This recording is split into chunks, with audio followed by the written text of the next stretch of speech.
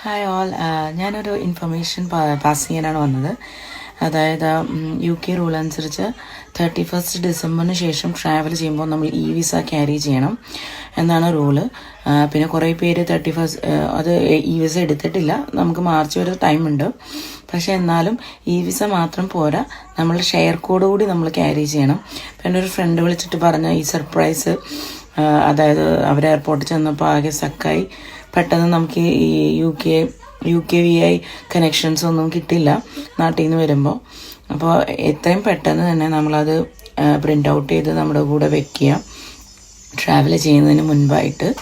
അപ്പോൾ നമുക്ക് ഈ വക പ്രശ്നങ്ങളും ഈ വക ടെൻഷൻസും ഒക്കെ എയർപോർട്ടിൽ വെച്ചിട്ട് നമുക്ക് ഇല്ലാതെ അവോയ്ഡ് ചെയ്യാൻ പറ്റും. അപ്പോൾ ഇതൊന്ന് നിങ്ങളുടെ ഫ്രണ്ട്സിനൊക്കെ ഷെയർ ചെയ്ത് കൊടുക്കുക.